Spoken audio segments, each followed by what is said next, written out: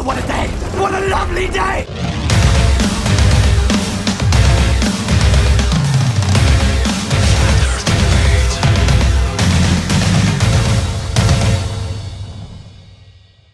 Welcome to Flat Earth Debate, Uncut and After Show.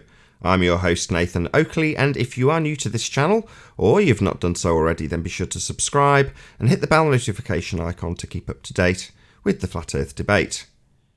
If you'd like to support the channel, there is a super chat that runs alongside each of these shows while they premiere. There's also a PayPal, Patreon and crypto link in the info box below the video. Speaking of Patreon, I'm going to do a quick shout out to all of you who do support me on Patreon. So a massive shout out of appreciation to Abraham Mohammed, Adrian Quintana, Alistair Main, Billy Hivolt, Burn Fat Till My Stomach Is As Flat As the Earth, Chow Young Cat, Dank, Dave Rakia Gaffer, David Wayne Foster, Edwin Johnson, Erwin Jennisons, FE Diplomat, Felix Hung, Fireball X, God Rockin, Henrik86, Jaronism, Joshua Balsimo, Kirsten Smith, Liam Nedrick, Life is Short, Matt, Missouri Bear, Nagara, Nathan Thompson, Naibai, Qatar Craig, Renee, Sally Ballas, Silver Umbrella, Skeptic936, Texas Mike, The Flat Earth Sun, Moon and Zodiac Clock app, theflatearthchannel.com, The Real Gabster, Tina Baker, Tom Herkins and Windrider. So a massive shout out of appreciation to all of you for supporting me on Patreon. Now we are joined by, I think, 10th man in G+. Let's have a quick look.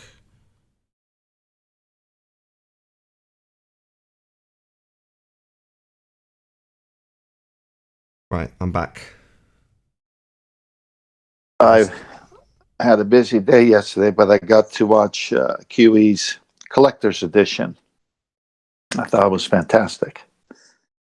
Yeah, I hope he gets focused on a lot.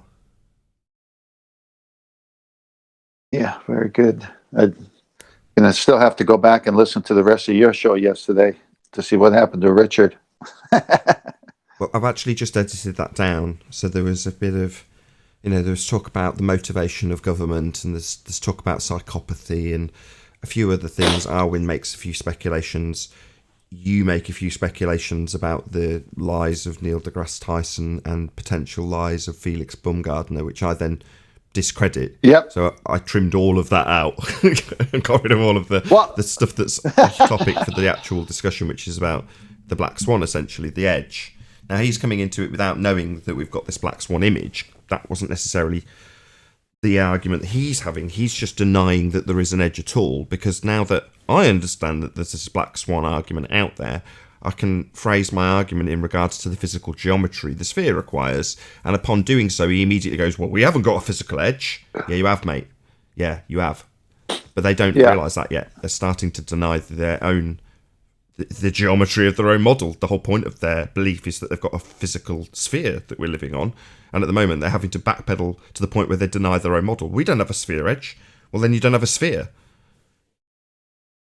Yeah, I was going to comment on the lying thing because I went to teach golf and play golf at the same time, and I was thinking about how I malform my words by using that word to mean more than one thing.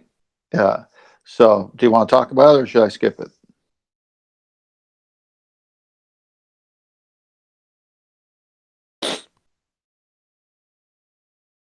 Hello. Hello. Sorry, Hey. I was on mute. No, there's no need. You're on the channel all the time. You get it. You don't need to. No. I'm gonna go on mute for a second. No, I have to blow my nose, so I can't go on mute. That's not what I meant.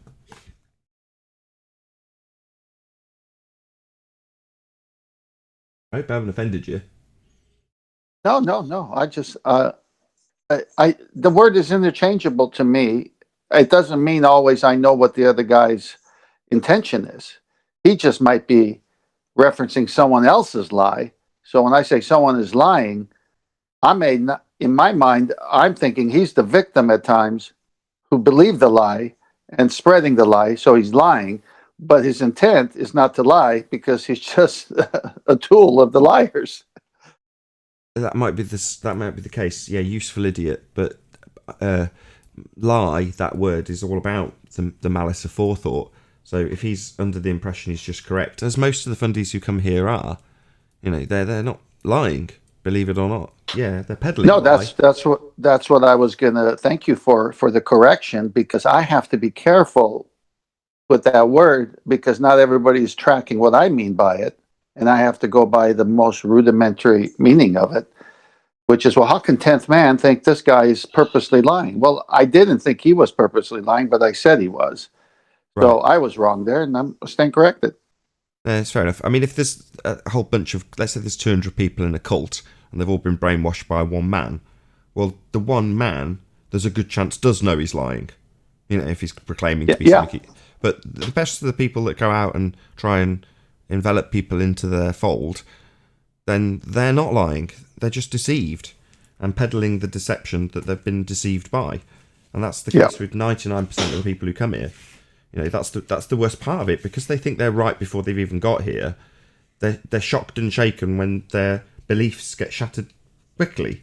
And they're like, all they'll do is reassert the original claim, because that was assumed to be correct when they came in. So they can't quite believe it. So that's why we get 16 assertions of the same claim in the face of a very coherent debunking of it. And they just repeat it, rinse and repeat. So what's the big deal about the edge? Are they now arguing about the word? It's just the comprehension of a very good debunking slowly sinking in. As I say, up until now, it's the same for the audience who are on the Globe side, I might add. They're starting to appreciate why this is undebunkable. And while it starts to sink in, they cognitively go to, well, we don't have an edge. If the problem here is that there's an edge that's where it's not supposed to be on our physical geometry, then we don't have an edge. It's like, yeah, you do. This just craps on it. But it'll take a while for them to get it. That's okay by me. I'm sitting pretty. Well, what would, just to continue this on, by the way, there was some background noise while you were talking, like someone was writing on chalkboard or something, but Really? I was hearing it. I don't know if Righteous caught that or not, but it's not there anymore. So anyway, when you go out to the ocean and you look out, you see a clear line of demarcation between the horizon and the sky, where the sky appears to meet the ocean. And that line, being that far out, is not succumbing to our optics like the waves that are maybe 50 feet in front of us, where it's tossing and turning. The further it's out, the more stable it looks, like a horizontal line. And for navigation purposes, they need that line, and they need to set their sextant on that 90 degree there with the luminary in the sky, because on the boat, you're tossing and turning. And it's pretty hard if you're tossing and turning on big days to get a correct reading. And if you don't get a correct reading based on the clear demarcation line further out, as far as you can see on the horizon, you're not going to know where you are in the ocean. It's going to mess you up. So according to, at least so far in my research, you're going to need a very stable horizon, because you're taking the reading from an unstable platform. Serves as an edge.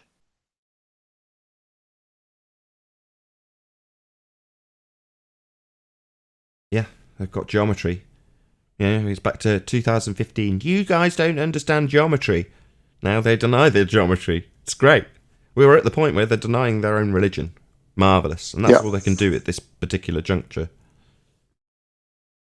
Well, it's the same thing when you're bringing someone out of a cult, a big, deep deception that tore them away from their family and their friends because of occult brainwashing. The first step is denying and then seeing the facts, and then they can't deny the facts. And so if we get them over this hump, maybe they'll start listening to the other arguments we have. But in this instance, there's no rebuttal. I know that's the best one to start with, because they will know there's no rebuttal, and they'll have that cognitive dissonance saying, well, my handlers, quote unquote, can't debunk this. I can't debunk this. There's no rebuttal to this. And this destroys everything else my handlers are telling me. Now, they're not saying my handlers, but I'm saying that. I prefer priest. Our priests Yeah, are telling that's us. fine. But That's yes, fine I know too. what you mean. No, I agree. Priests, handlers, the same thing. Bunch of liars. Oh, there I go again.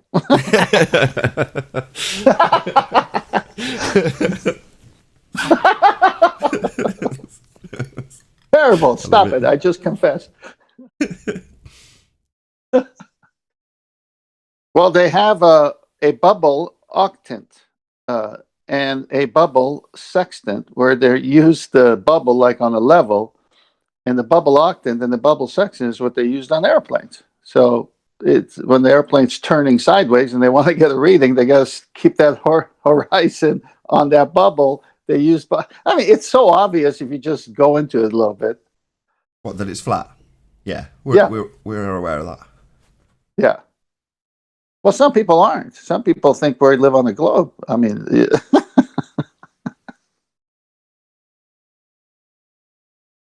mm,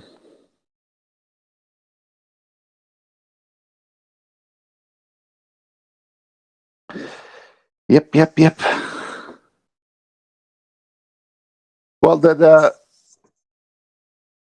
did you get any comments from the panel on the show or other people that said, "Oh, I understand the Black Swan much better now," or did it get anywhere? Or do we need more time?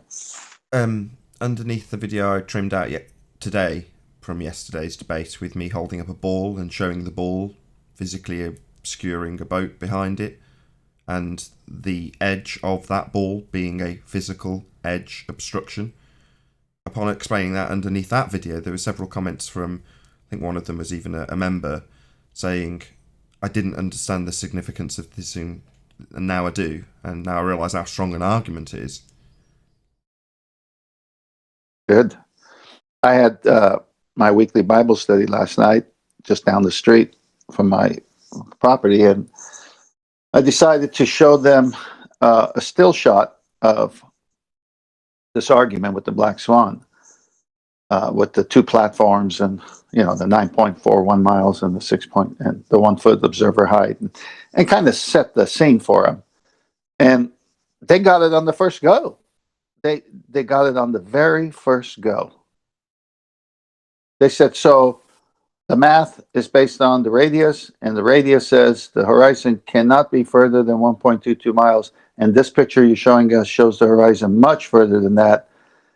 And then I said, not only that, I asked the person who was somewhat involved in showing this picture what the radius would have to be for us to see the horizon at around 10 miles. And he said it would be 67 more times the current 3,959 radius. I go, that would put the radius of the Earth to about 265,000 miles. And they started to laugh.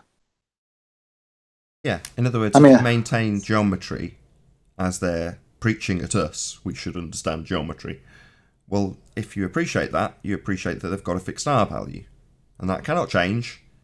And when you discover that if you're going to reify the horizon into a physical edge of a sphere that's obstructing things in the distance, and it's much, much further away than it should be, then it's no longer a physical edge.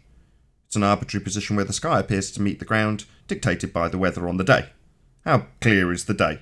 Well, that's how far you'll see, and that will push the horizon further back, proving definitively that it's not a geometric edge. But it needs to be, if we're on a sphere. yep. Yeah, they're stuck by their own geometry Yep. when they gave it a value. Yep.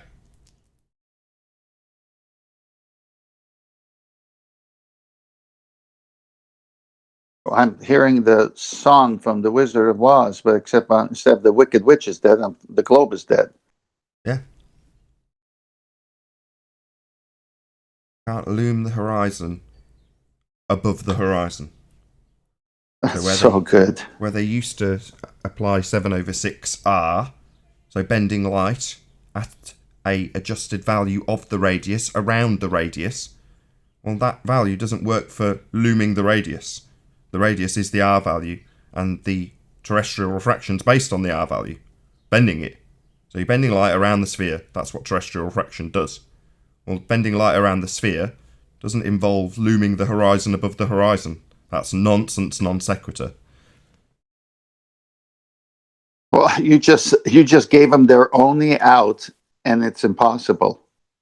Their only out is to change the radius. No, they can't. That's a fixed I value. know, but they have to say it's looming now, and No, the they can't do math that is either. subjective. They can't do that either. They can't loom the horizon I above the know. horizon. They're screwed. They can't change the radius value, and they can't loom the horizon above the horizon. So this is the end. There's no rebuttal to this. Previously, when we've shown buildings slightly above or below the horizon based on their reification and their mathematics, they argue that the building behind the horizon has been loomed up to or beyond the horizon. Well, that involves having a geometric edge and an R value, and then comparing things to it in the distance and where they sit in relation to that physical sphere edge. How much or how little is being loomed up from beyond that edge. Well, yeah, that's the horizon in their model. A reified edge of a sphere, blocking things in the distance. So if it's no longer blocking stuff and way off in the distance behind things it's supposed to be blocking, i.e. it's claiming to be a horizon loomed above the horizon, no, that's not an atmospheric effect that you can ever demonstrate. It's an impossibility geometrically for a sphere to have that occur. Ergo, Earth is not a sphere. It's obviously and observably flat, exactly as it presents itself. Otherwise, we'd never see the horizon further in the distance. That's an impossibility if you've got a sphere edge obstruction. We don't have a sphere edge obstruction. It's the end of story. Can't get around it in the maths. Well put. Well put. Yeah, there'll Good be morning, more. all. Good morning, Paul. Good to hear your voice. Sorry we didn't connect yesterday. Well, it's That's one of those all right. days. No problem. How's sleeping going on? How's baby Jesse? How's family? Me and my wife are sleeping in shifts. My wife's up sleeping now. Jesse's asleep currently, and Lily's over here eating some peanuts. So that's our morning, and I'm cleaning the kitchen. Excellent.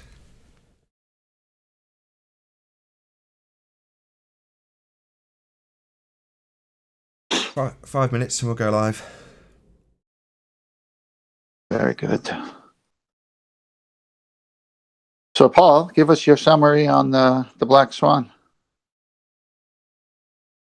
Oh, I love it. That 1 mile observation or 1 foot observation is a globe killer for sure. I mean, I don't know where else to go. I mean, I've been hearing all the explanations, you know what I mean, but they all fall apart. And I like QE's breakdown this week on it, that 30-minute or 40-minute little, globe killer presentation on it. That was really good. So, I don't know. Like I don't know where else they can go except more refraction, which screws them in the end. No, can't apply more refraction. I know, but they'll figure out some way. They'll figure something. No, you can't. You can loom a building from beyond the reified edge of an Earth curve, but the Earth curve itself is something that they're bending light around. It has a physical geometry. Well, I was thinking about it this week. In fact, I've not been on the show very much, but you remember how they were saying refraction? They were telling us for a long time there that refraction is negligible. Remember that? Yeah. And now they need it not to be negligible. No, well, no. As I say, what they're applying in this instance to try and correct this error is infinite looming, infinite refraction, infinite over 7R, if you like, infinite terrestrial refraction to completely flatten out what we see. Well, no, that isn't possible because they still have a physical geometric edge that's supposed to be obscuring the things in the distance. Now, it might be the case that they can claim that things in the distance loom up to the horizon, claim to be a sphere edge, but the horizon itself can't loom above the horizon. That's not an atmospheric effect you're ever going to encounter. That isn't looming. That isn't mirages. So stuff in the I distance, like that. Yeah, they could solve that. They could solve the stuff in the distance by bending the light around the edge. Yeah. Not anymore. Yeah, looming is the object, but they're saying looming now is the horizon. No, it That's isn't. funny. I did catch They that. can say it all they like. It isn't. Oh, I know. I think it's funny. Oh, yeah, this is great stuff. Great day to be a flat earther. And say it they will. Well, refraction is a thing, but it's also a thing over a flat plane. and we don't really have, de facto evidence that anything is loomed over anything. We don't have the original image duplicated on top of the, real image on the bottom or whatever. If we had duplicated images, we could say, okay, well, we have the real image over here and the loomed, refracted image over here, but they're just saying, oh, all of it's refraction. Well, how can we tell whether it's the real image or the fake? You take some temperature readings, you go out and gather the differentials every foot or so, as they're claiming that every foot or so it bends around through refraction. Refraction being a change in direction, so it's got to go to multiple changes of direction to curve it around at 7/6r. Well, to prove that, you'd need to measure every foot. By the inverse square law, light goes out and spreads. So if something's looming that way over a barrier, you would expect a magnified image in all directions by the inverse square law of light. So their model of refraction is totally ad hoc.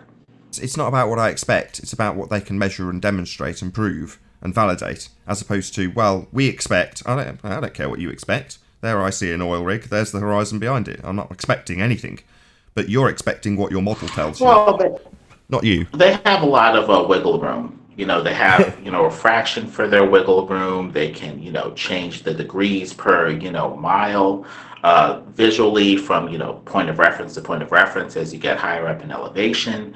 They have all this wiggle room that, they don't give to the flat earth. They want the flat earth to be like I think you're missing it. This argument, they have no wiggle room. Correct. They must change their radius. Correct. They don't have wiggle room anymore. They can't just apply more refraction. While they might like to attempt to justify it with infinite refraction, it doesn't change the fact that they've got geometry. That's what they're trying to prove. And they have to deny the very geometry they're trying to prove in order to claim infinite refraction. Because infinite refraction doesn't work when you're looming the horizon. You can only do that by altering the R value. And if you're going to claim refraction, you got to know the conditions. And say, okay, well, these are the refraction for this. They can't even give a standard R value. I've heard like 7.6R. I've heard one site say 20%. The stuff refract this much. The stuff beyond the curve. You're not getting it. The stuff beyond the curve they can apply refraction to. The geometry is fixed.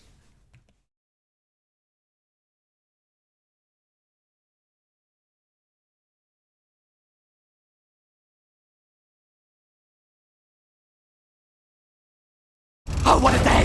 What a lovely day!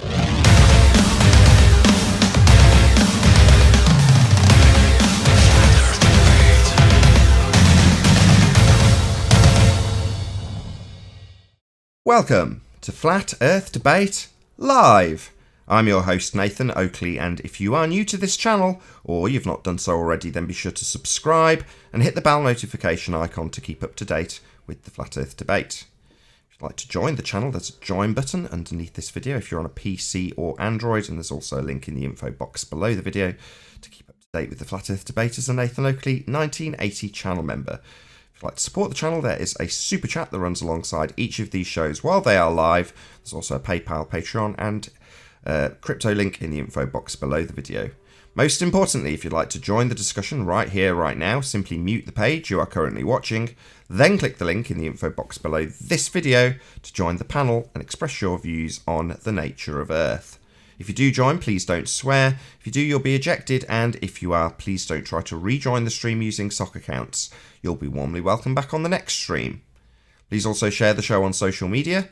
Sharing the show obviously increases the live audience, but this in turn increases the chances of a more diverse panel, so please share the show on Facebook and Twitter. And one last time, if you're new to the channel or you've not done so already, then be sure to subscribe, hit the bell notification icon and join button to keep up to date with the Flat Earth Debate. Now we are joined by Righteous Force, Flatzoid, Paul Hall and 10th Man, along with Arwin in G+. Very good to have you all. Morning. Hello. Hello. Good afternoon. Got a whole bunch of people in Discord who should all be off mute, so hello to everyone in Discord.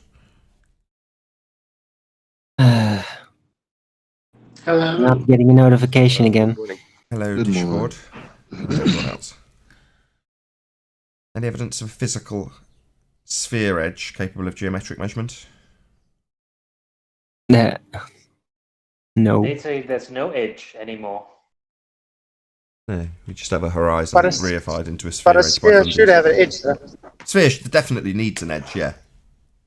Geometry and all that. But any evidence of Earth? Well, to curve? have an edge, you need a standard of measurement that doesn't change. You know, if your visual sphere changes from elevation to elevation, you no longer have a standard that you can use to tell if it's, you know, a solid object beneath your feet or if it's just going to keep rising to eye level because you're changing your visual sphere. Like you're a 6-foot observer, and if you use your height as a reference point, you know, of 6 feet, your visual sphere is 6 feet times 2 pi, you know, or about 18 feet all around you at that, you know, point of reference. And then when you divide that by 360 degrees, you get about 0.05 feet per degree. Now, as your standard that doesn't change from point of reference to point of reference as you get higher in elevation, that's great. Now you have a standard to judge whether or not something is beneath your feet or not that's not changing. But if you get higher in elevation, like say 2,000 feet, and now have a visual sphere out to the horizon of say, you know, like, 10 miles, and get something like, you know, a degree per mile, well, now you've changed the rules. And now you're kind of wiggling perspective into, you know, shoehorning perspective into, you know, the degrees per mile. And you no longer have a standard that's unchanging. It's changing from elevation to elevation. And so you can't really analyze anything. Or to put it another way, it's not that you don't have a standard that's unchanging. You don't have a physical sphere. That as well. Yep, just begging the question, yeah. Having a standard would be the case if it was a physical sphere. It isn't. That's why we don't have one. They have a physical geometry reified by way of model into the horizon, and not actual location. It needs to be, but it isn't. Any scientific evidence of gravity? No. It's an effect. Anyway, I've been thinking a little bit more about gravity, and it seems like the Wallers have just built up this giant mythology based upon a misunderstanding of what gravity originally was in the first place. That is an effect. And that effect is actually relative density. And yeah, that results in like a concept called little g. And then they built this entire mythological framework around it with science fiction, ball, and outer space. But it is basically just an effect. That's it. It's so Well, hilarious. that's good that our forebears tried to, you know, monitor the acceleration, but it seems like it's an acceleration through a medium, you know, like as opposed to a pull toward the center of a ball. It takes on an occult quality that's kind of mystical when you basically have gravity reducing to gravity accumulating mass and mass accumulating gravity. Because when you form, you know, Right. the force, you know, in that way, it becomes this, you know, self-perpetuating kind of occult force because nothing else is allowed to do that. You know, to grab the fuel that generates itself, you know, unending, you know, in an unending way. That gives it a godlike power. You know, so Well, it kind they of makes geometrically warp you know, the gravity effect. this mystical force. Sorry, I agree. They geometrically warp, they spatially warp the effect, which is just an effect. So they're literally warping space in their model in order to make it all a ball. I have Yeah. a And measurement that's for what gravity. And funny how that is Yeah. with Einstein, who says that gravity is the bending of space-time. Isn't that ironic too? And I it have a sort of measurement for implies gravity. what you know, it implies that they already accepted what must first be proved. Did you actually prove that gravity exists? Number one, and your conception with a center of mass at the center of the Earth, they did not. And number two, you know, did you do an experiment to prove that, you know, space time, you know, exists and can be bent and warped? You know, these concepts, you know, are a little weird.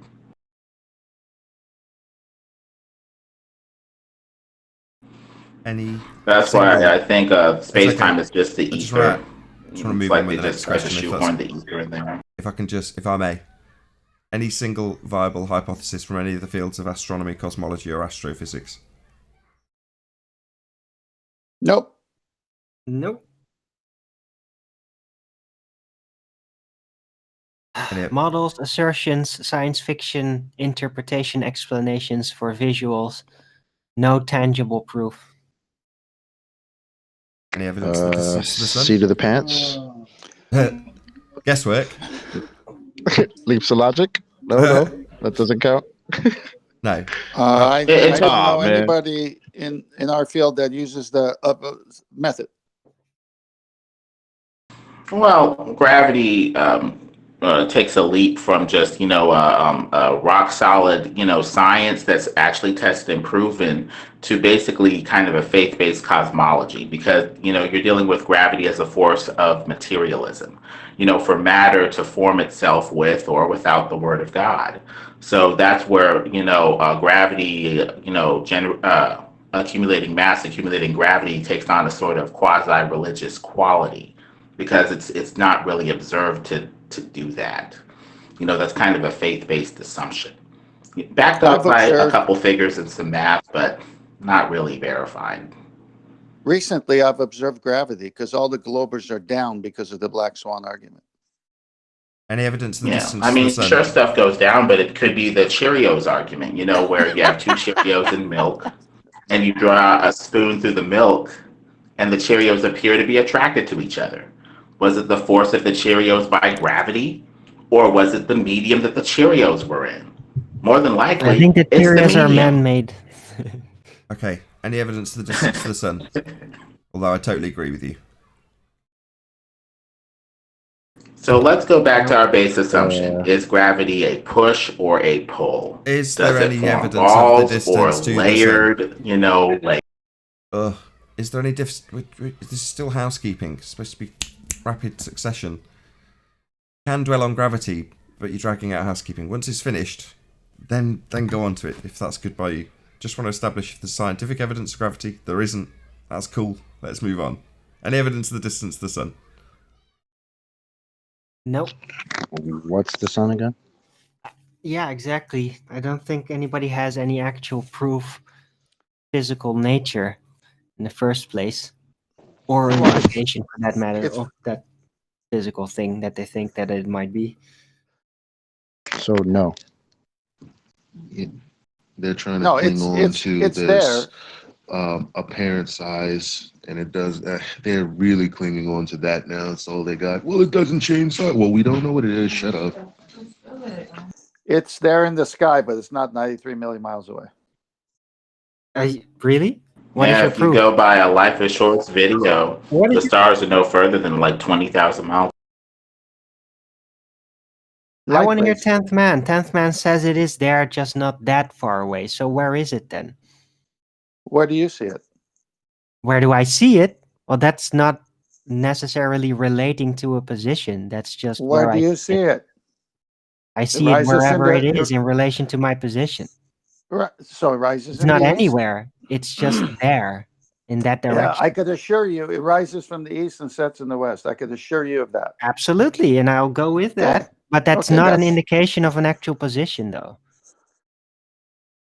I'm trying to work my way there, Arwen. So does it rise from the east and set in the west? Yeah, you conceded that. Okay. And we feel something from it called heat, do we not? From it? From what? From Yes, I light, know where you, right? I know what you want to do here, but do we, when it rises and it's up above us, do we feel heat? But you claim that you're getting heat from the sun, but I'm pretty sure that heat is actually light. It's not a local radiating thing. Like when you go closer to a radiator, you feel the heat. No, that's not I didn't the say heat that you're I didn't, detecting. It's the I'm light not in that's the, being absorbed and turning into heat. I'm not in the mechanics of it. All I know I is that am. when it rises, okay, another day. He doesn't like being led, 10th Man. No, I'll he say- overtalks you every time. So what's the point? I'll say it, 10th Man. There is a correlation that when the sun's in the sky, it's warmer. There's a correlation. Thank you. Sure. So there's a physical thing that causes that. Now, the mechanics of it. Huh? What? And, Hold on. Slipping in a causal relation. Hold on. Well, how I'm- did we I'm jump from that jumping. to it being a physical thing? I got jumped over. I didn't get to finish. Because you made a declaration based on us conceding that we feel heat from that thing in the sky. Suddenly it went from that to being physical just by declaration by you. No, I'm saying that Arwen wants to go into the mechanics of it. I'm attributing mechanics to Arwen. I just didn't say Arwen is attributing mechanics to it. I said the mechanics of it that Arwen. I was going to bring Arwen at the end of that statement, but I got rumpused by my own panel. Okay, but Okay. you do understand Hold on, though Owen, that when hold on. we're trying No, to figure out the physical Owen. nature, Owen. mechanics are involved. So Thank you for conceding your mechanics. Okay, I'm done. Hey, Branty. Hiya, you're right. Very good. hey, Ranty. Hey, Ranty, how you doing? Yeah, not so bad. I was just listening, 10th Man, and you said when the sun rises. I mean, when you say the sun rises, it kind of gives the or credence to some kind of spin. I think we should try and terminology it a bit better and say when the sun appears. Thank you very much. I stand corrected. When the sun appears to be rising. No, when it just appears. You don't have to say. I know. I'm having fun with you. Right. Any evidence of a self-perpetuating molten iron core at the centre of a presupposed spherical Earth? No. Well, the mechanics of it. Oh, really? What mechanics? The mechanics of the picture in my 5th grade textbook. Yeah, The that's it. The mechanics Muppet vision. The Muppet vision. The mechanics of self-perpetuation. Those I've mechanics. seen a demonstration once, but that was in Star Trek. Oh, right. So sci-fi. Yeah. Self-perpetuation. No, I don't think so. That's never going to get demonstrated. Nope. Any evidence of the R value, Earth radius? Oh, R. OR. Well, I have evidence where against. art now? I have evidence against the R value. The Black Swan. Yeah, we'll get to that, I'm sure. But not before gravity. Any evidence you can have a gas pressure without a container?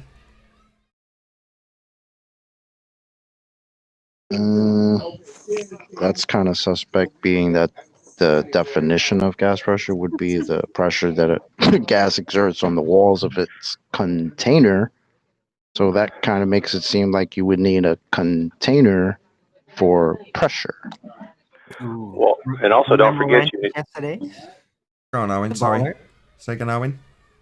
Remember Ranty's yesterday with the baller who basically conceded, yeah, it's a closed system. What are you talking about a dome? It's a closed system. Really? I didn't hear that. But But I didn't. lately, that I'm hearing that the argument is going more, leaning towards that way more and more. Like more and more, they're arguing for it to be more closed than open.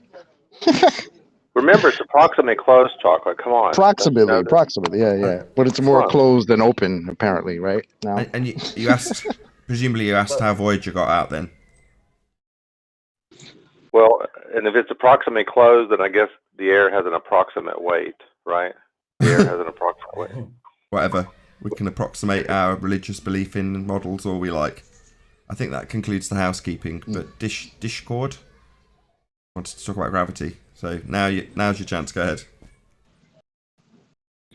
I don't support gravity. The Earth is demonstrably and visually shown to be flat.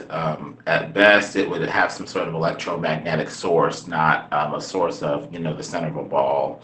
I'm looking at alternatives to the gravity theorem and electromagnetics in the ether.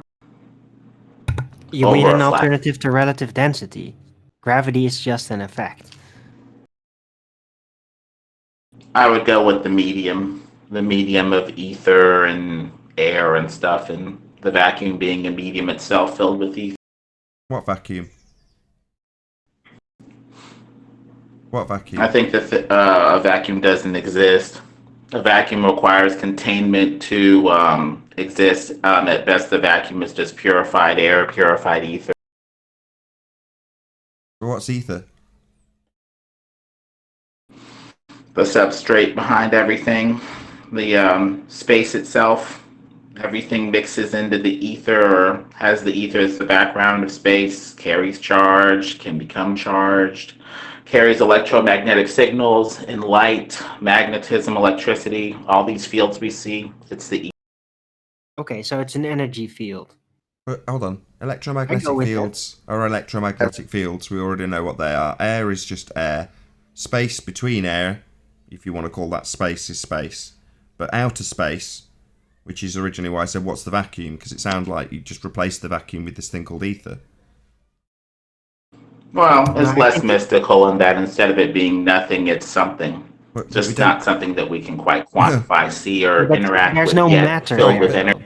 So what you're saying is because they claim there's something up there that's a void, we need to replace it with something called ether when there just isn't a void. So there's no need to replace it with ether. But Well, the ether difference doesn't in replace it. conception is. Oh, what was it? Hold on. Ether Alan. doesn't replace it. Ether is not material, so there's still not going to be material there. Replace what? It's just the idea of ether is that it's everywhere. That it's not bound by matter. It's separate. It's parallel to it. That's really what you're implying, right? Hold on. Let's just shout out Mindwarp for the super chat. Good day, chaps. I'm still here, just busy and haven't had time to join the show. Talk soon. Keep it up, fellas. Still have plans launching my rocket in 2020. Shout out to Mindwarp for the super chat. Really appreciate your support. I do have a question when it regards to ether. Is the ether immaterial or material? Well, the ether has the potential to be material, depending on how it's formed and how it interacts with quote unquote matter. Because it appears that what we're saying is if something has a physical effect, therefore it has to be physical. That may be a little off.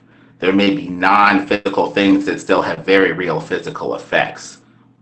Hopefully we don't have to get too metaphysical, but it appears that there is some sort of fluid medium that's all around manifesting itself in different fields. Well, wait a minute. If it's material, then it can be measured. It could be felt. It could be weighed. There are certain aspects to it. If it's immaterial, none of those things apply.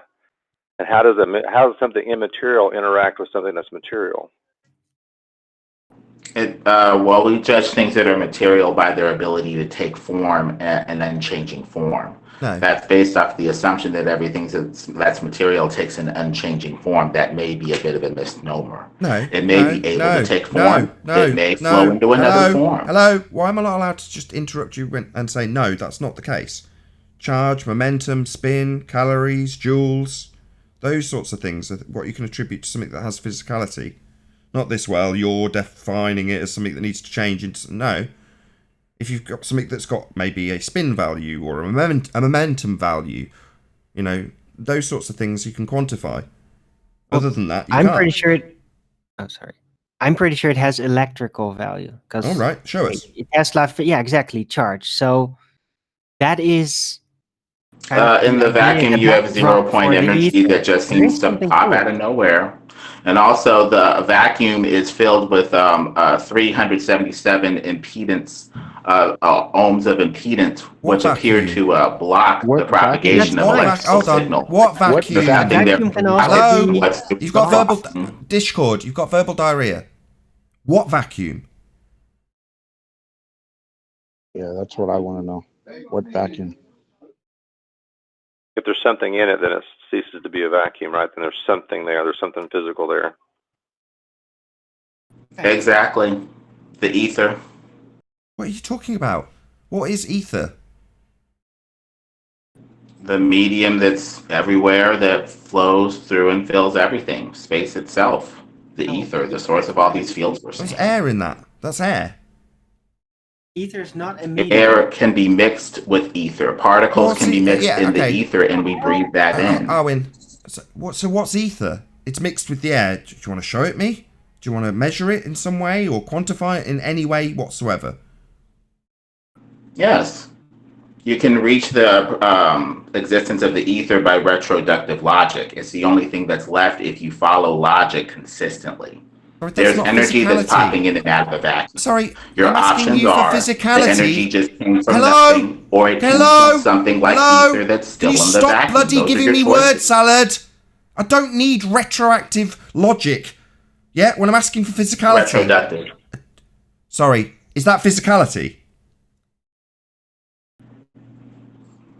Yeah, so it's not, is you're a it? materialist. So it's not. It's you your need everything deductive to have logic. A no, the answer's no. definable Hello? nature. Hello? The answer's no. I've asked for something to be demonstrated to me with physicality, quantifiable with charge, spin, or millivolts, things like that. And you're saying, no, it's deducted logically. So you can't offer me anything physical then, other than bloody word salad, where I interrupt you to say, no, that's not physical, that's word salad. So what about the Casimir effect? Why are you asking me Energy something? I'm waiting for my no. I'm waiting. Why are you asking me a question? I'm waiting for you to say, that's right, Nathan. Well, no, you need an alternative. Excuse me. Either energy just popped out of nothing, or it came from something in the vacuum like ether. Hello? Why is it that when I get to the point, I don't get what I need from you? I've asked you for physicality. You've given me word salad about deducing it with logic. Now I need you to concede. No, you cannot offer me any physicality to this. Not ask me a question, you bloody fundy. Look, I appreciate you've got a fundy religion. Shut up! Shut up! You bloody ignorant little twat. I'm telling you, not asking you anymore. I appreciate you've got a fundy belief in something that you can in absolutely no way demonstrate any physicality to. And at the point that I ask you to concede that, you start asking me questions. No. Either offer up some physical proof for your bullshit, or concede you haven't got any. Nathan, I already did. What, logic? Logic isn't you offering me a fucking physicality, you dip. Don't you get it? What, doing the resisting? You're approaching this just like gravity. Getting help from Arwin, of course, because I need rumpusing by bloody Arwin as well. Sorry, you said it's got what now? Resistance. So you're saying nothing can offer resistance? That's physicality right there. No, I am not saying that. I am not saying nothing can offer resistance. Those fucking words did not cross my lips. Does ether have resistance? Are you deaf? We're going into mysticism now. No, you talk to me about my apparent claim that things need or can't have resistance. Now, I'm asking for physicality. Does it have measurable resistance? The ether, the thing you're claiming. The vacuum. What vacuum? You fucking retard. How many times? We don't have a vacuum, you Mongol. So, what term can we use for... Does it have resistance? You started asking me about resistance. So was that just a red herring? Or does ether have resistance? Are you stupid? It's a yes or no question. So what do you want to call it then? I am not claiming it! What do I want to call it? It's not my claim, you stupid idiot! Does it have resistance? That's a physical property, yes or no. You brought up resistance. Is it a red herring, or is it something you can physically ascribe to ether? Yes or no? Yes, normally physical things offer resistance. Yes, excellent. Physical thing. Show me. For something to resist something. Excellent. Now show me that. Show me the resistance value being measured in the ether, please.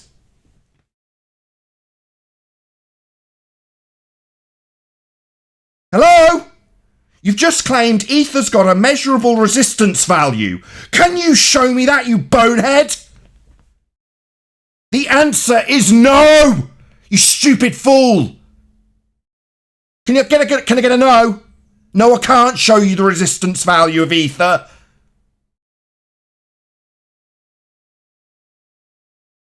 I need a no.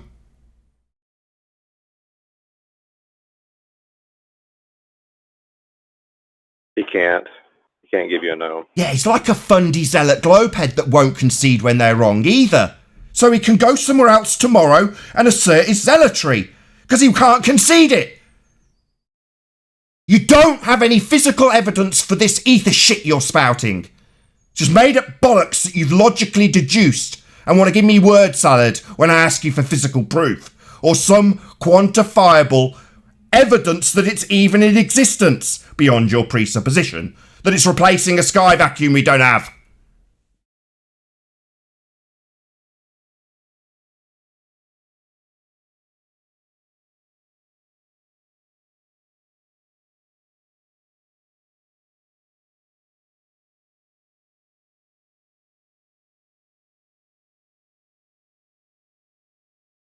Hello? Silence. Are we in? Pregnant pause interrupter again. You giving a dig yet again. Why are we getting this shite about ether when there's physically no proof of it whatsoever? A load of boneheads out there with a load of contraptions, spinning bloody platters and firing lasers into... No, that's not experimental data. That's not proof of ether. But we'd still have these fundies coming here going silent when we prove to them beyond any doubt that they've got nothing to show us. Nothing. No concession that they haven't got anything. Just, no, I've proven it with my logic. It's just like with gravity. I called it, though. It seems like it's the new aberration people get all into. It's a new thing. It's Nikola Tesla's fault. No, but that's not the same. Controlled up narrative fault. They need space. So they need a nice little azimuthal equidistant projection of a globe to give us in equivalence in this example. So what do they give us? Well, ether. So we'll argue about space versus ether. That's what they want. That's what they always do. Offer the moron flat earthers who go gobble gobble, I need more information. Tell me how I've been lied to. Yeah? And then when they get it, here you go, ether. Here you go, there's an experiment. There you go, on your way, fundy idiot. That's your religion now. Ether and spinning platters and experiments that aren't valid. Take that, gobble it up and regurgitate it, you moron. Yeah, we've got ether. What's your physical proof of it? None. But I've got ether. It replaces space. No, it doesn't. We don't have space and we don't need to offer up an alternative with ether when there's sod all physical proof of it. No, not needed, not required, not a replacement for somewhere that doesn't exist. But I don't think he even was meaning that as in outer space. It's just a misunderstanding that it can replace matter spatially.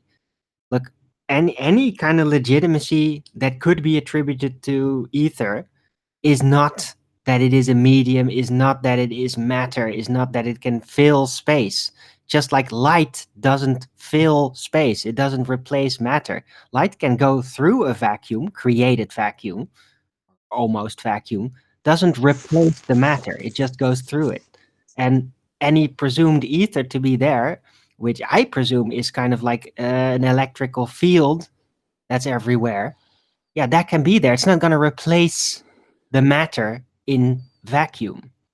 It's just a ridiculous train of thought. I don't get why he went there. We've got electrical fields. We know what they are. They're called what was it again? Electrical fields. Right. This came up the last week when we said, is there anything that air cannot do that you're attributing to this ether? It's not the same category. It's ridiculous. Arwen, I know. I'm just waiting for that because they have to show us. As I said before, in conception, the ether mixed with particles would give you quote unquote air. When you evacuate the chamber of the particles, you have purified ether left in the vacuum. I see. So 1 part air. Let's get that in my jug. Got 1 part air here. Where do I get my 1 part ether? And what is in the jug? You'd have to use vacuum filtration. Okay. Got my vacuum, got my filter. Bob's your uncle. What next? When do I get my jug of ether? As soon as you get the Casimir effect, energy popping out of quote unquote nothing that we can quantify that's left. Sorry, that would assumingly be the ether that's left, giving you the Casimir effect and the electrical effects in the vacuum. Just need some clarity. Sorry, did you say energy popping out of nothing? So, can you show me this first law of thermodynamics violation, please? It's not coming from nothing if the ether is there. No violation, just the ether generating the energy. Yeah, can you show it me? This energy coming out of nothing.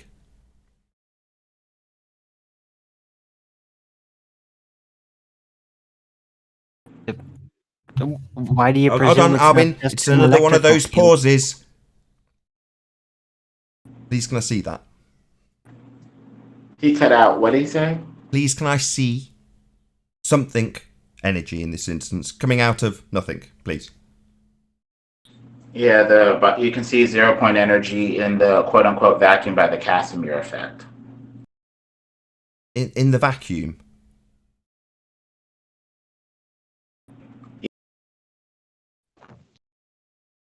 What is the vacuum again? Chamber which air is I don't taken need out? any help, Elijah. Sorry, vacuum, you say? In the quote unquote vacuum, you see energy popping out of nowhere via the Casimir effect. Yeah, I heard your claim, and I'll be a bit clearer. You said the vacuum.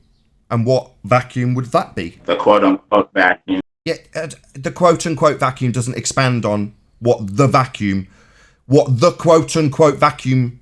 What the hell, quote unquote, are you referring to? Take your time. Would it be a sky vacuum by any chance? Say that again. What vacuum? I'm asking you what vacuum. The experimental vacuums in these experiments to note the Casimir effect and 0 point energy. Sorry, this is a natural phenomena, is it? In this man-made vacuum, you claim. Lay it out. The experiment. Vacuums? They tend to be unnatural. Unnatural. They need to be maintained. They're unnatural.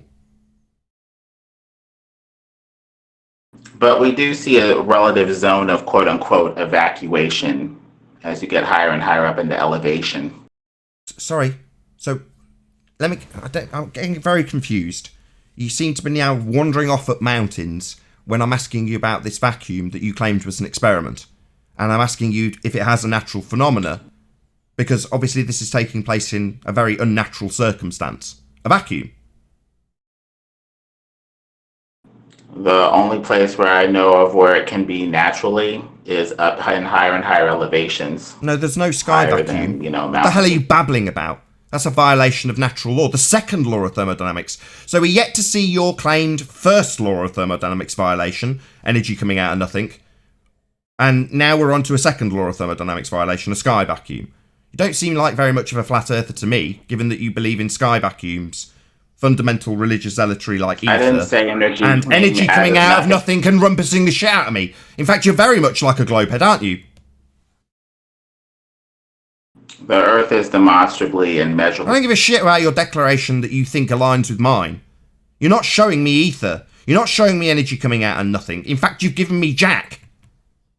Just zealotry. You've never heard of the Casimir effect and 0 point energy? Sorry, this is the experiment you've just claimed, and I've tried to establish the experimental validity by establishing the phenomena, natural phenomena, in order for it to be an experiment. Have we done that yet? Have you done that yet, given that it's your claim of an experiment? So what's the dependent variable then? What was the natural phenomena observed? Take your time. No help for him. For the Casimir effect? Yeah, for the claim you're making. I'm making several claims. Yeah, for this fucking experiment, you dipshit moron. You've said you've got an experiment. Apparently we've got experimental validity. I'm asking for the dependent variable. It's very simple. What's the observed phenomena? Well, in the Casimir effect, they basically took 2 metal plates. Don't detail the fucking experiment. You're claiming this is an effect. What is that effect? Is it a natural effect, a natural phenomena? The natural effect is, according to them, mass attracting mass. That's not what happens. What? 100-year out-of-date pseudoscience from Cavendish and the great Reverend Michel? You think that's an experiment? Why are you even here? Yeah. No, it's not, dipshit. Definitely not an experiment. Cavendish doesn't prove that mass attracts mass. His hypothesis is if mass, then mass attracts mass. It's absolutely shite. Definitely not an experiment. Definitely not got an observed phenomena. And we're not even talking about Cavendish. We're talking about your claim of this experiment, this effect that you're yet to detail. It's not an experiment. Either of these two nonsenses. Well, the Casimir effect was based off it for better or for worse. You just go with the base. For better or worse? Science isn't for better or worse. It's not fucking marriage. It's empirical. Proven or disproven. Not for better or worse. Nathan, empiricism is an... Don't lecture me on empiricism when you've just told me this shite's based on Cavendish. That's definitely not an experiment, and you're basing it on the premise that mass attracts mass. That's what they did. Why? I don't care what they did. You're making this example, not them. And I'm ripping it apart. You've got zero scientific validity for ether. And you're basing the claimed experiment on an experiment that assumes mass attracts mass. 100-year out-of-date pseudoscience from the globe. All I'm talking about is the basis of the experiment. I don't care. It's not valid. It's not science. It's not an observed phenomena. Aren't you getting it?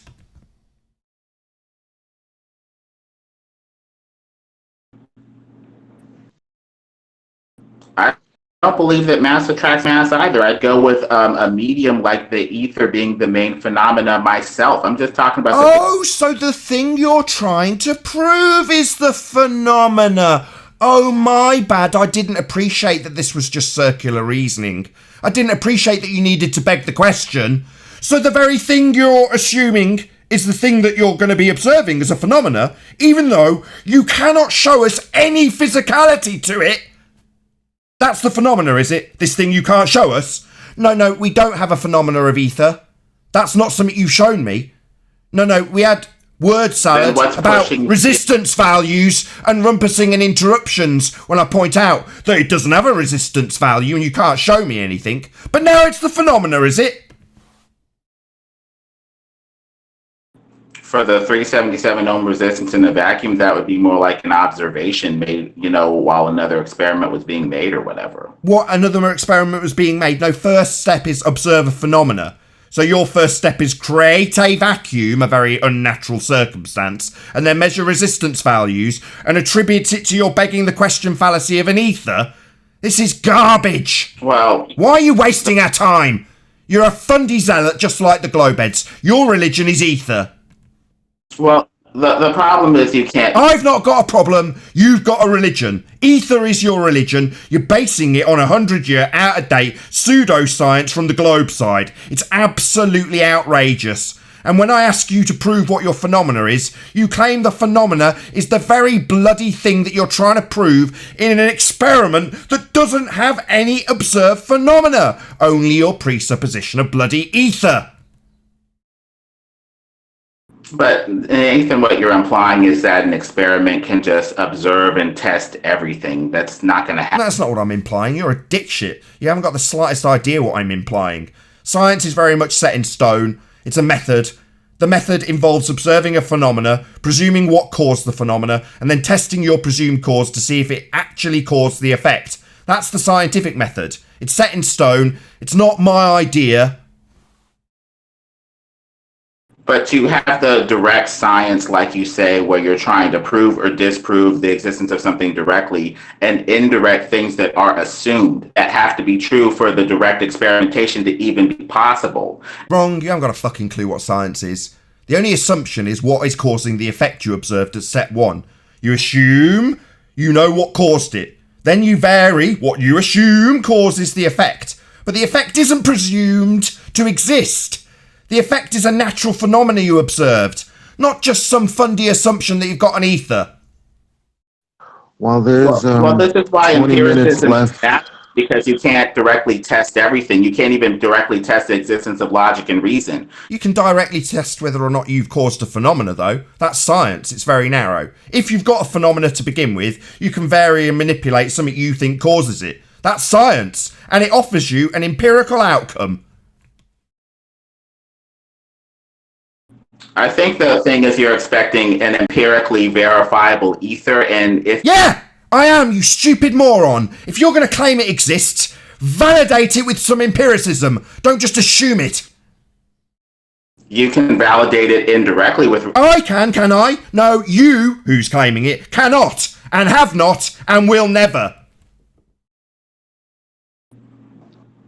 Well, that's why I asked you about your choices, Nathan, for what in the vacuum is offering the 377 ohm resistance. What vacuum would that nothing be? is offering resistance. What We're talking vacuum? about magic at that point. What nothing vacuum? is doing something. Hello? What vacuum? Nathan, you may offer... Don't say it with that tone like you're going to completely hand-wave my question. What vacuum? Communicate blank. How about What that? vacuum? Blank. What vacuum? Blank. What vacuum? What vacuum? Silence again. Silence, it seems. So you say you can't justify the resistance in this vacuum. What vacuum? I justify it by saying that there's... Justify what? The resistance in the vacuum. You're not telling me what vacuum. You're just hand-waving it and moving past it, like a fundy zealot does. They don't like the awkward questions, they don't want to answer them. So when I say what vacuum, all of the audience and everyone on the panel knows that you're going to now have a little segue between a sky vacuum we don't have. What vacuum? Sky vacuum? No, there is no sky vacuum, fuckwit. So I don't need to justify any resistance in a sky vacuum, because there isn't one. But the Not but. I don't think he was going to go there, actually, but... Yeah, he is. Yeah, he's absolutely got a sky vacuum that he's utilising. He's got Cavendish with mass attracting mass, even though he claims not to agree with it, and this is all wrapped up in one big fat Rizzler for him to smoke while he thinks ether exists. But is he even a baller? Are you a baller, or are you a disc? Doesn't matter if he's a baller. He's got a fundamental religious belief in ether. I don't care if he's a baller. Yeah, I don't care what he thinks. It does matter for the context. No, it doesn't. Not to me, it doesn't. I don't give a shit what he believes. But Discar doesn't believe in the sky vacuum. But that's why. Okay, then what is the ether to him? So can I get an What answer? is his belief then? He hasn't defined vacuum. Can I please get an answer? No, you can't, Arwood. I want him to define No, I vacuum. want to know. It is important for the No, you context. talk too much. I want to Define see where he's vacuum. coming from. Come Then on. define the vacuum first. I just want to know what the ether is in definition to him. George, hold on 1 second. Well, I've been Define trying the to get in vacuum. for a while, and I wanted to actually read what I saw online about it. And so the reason that I would have to disagree, Jesus Christ, if I'm allowed, hello? because there's backroom, What's going on? background Hello? noise. Hello? There's like an incredible amount of bass going on. Who's doing that? Hello? Travis. Thanks, Travis. Go ahead, Elijah. Yeah. Thank you. So, Lemon Bird, you're my boy, but the one problem that I have with this off of a cursory look is I'm reading the Casimir effect is a small attractive force that acts between two close parallel uncharged conducting plates. It's due to quantum vacuum fluctuations of the electromagnetic field. This is the part that I don't get. The effect was predicted by the Dutch physicist Hendrik Casimir in 1948. Now, how can he predict something he doesn't know is there? Unless we're talking about space, because that's kind of where this comes from. What's going on in space? Yeah, but the plates have no mass. So gravity, this mass attracting mass that they assumed, can't be the culprit. And then on top of that, they're too close together for any sort of wave or any sort of electromagnetic phenomena to take place through the plates. Now, you're probably getting an interpretation that comes from a certain paradigm and a certain way of looking at things, but you're getting a push in the vacuum, something in the quote-unquote blank vacuum is pushing the plates together, not pulling them. There goes gravity right there as the fundamental force. There's some sort of push from something in the vacuum. That something is having a physical effect of a push and pushing the plates together in the vacuum. That thing is most likely ether. What vacuum? Lemon Bird. The problem is what vacuum? What vacuum? What vacuum? Blank. What do you mean blank? Also, you're policing my speech and you're not offering an alternative, so communication is not possible at this point. I'm asking you what vacuum. We're asking you what vacuum, Lemon. You keep saying vacuum. What vacuum are you Is talking a about? known phenomenon where you pump out the air and you have this blank. Oh, no fucking... No, you moron. A known phenomena is not something a man does with a pump. That's not a phenomena, you stupid dick. The top of a No! and Stupid moron that's not listening to me. No, pumping air out of a chamber's not a phenomena. It's not natural, it's man-made. This is not an experiment. You don't have step one. Observe natural phenomena. You're starting with a man-made device. This is not science. This is pseudoscience. Stop saying that when you pump air out of a chamber, it's a phenomena. That's not something I'm experiencing in the natural world. Unless I pump air out of a chamber, then I'm doing something. That doesn't occur naturally. That's why I keep asking you what vacuum. Well, the one you create. Well, you created it. Who cares? This isn't a natural phenomena, you moron. you're using man-made tools to imitate. I don't give a shit what I'm doing. You don't have a natural phenomena. Don't tell me about my man-made tools. You don't have a naturally occurring vacuum to compare your experiment to. Unless you say there's a sky vacuum. Well, there isn't. So this is bunk. No natural phenomena. Now, I don't care how many times I say it to you, you're still going to ignore it. No phenomena, no science. That's as simple as that. Now, you can deny it all you like and claim that when you do something as a man, that's step one adhered to. Oh, I've observed natural phenomena because my first step of observing natural phenomena is me doing something and building something. That's not how science works. Observe natural phenomena. Step one. This isn't that. Yeah, but at the top of mountains, there's a relative zone of evacuation. So he's now going to argue for a density gradient to justify the sky vacuum. So you do think there's a sky vacuum that's actually ether? In equilibrium with the pressurized system beneath, I would go with pressure expanding toward the firmament, and then it just settles down toward its layer with a relative zone of evacuation at the top after equilibrium has been established with the firmament dome. What a fucking load of old bollocks word salad. So, is there a vacuum in the sky or not? It's just fucking rumpusing from this shithead. He's turned into total zealotry. In the firmament. Yeah, he's just waffling his word salad over the top of me. Yeah, hello?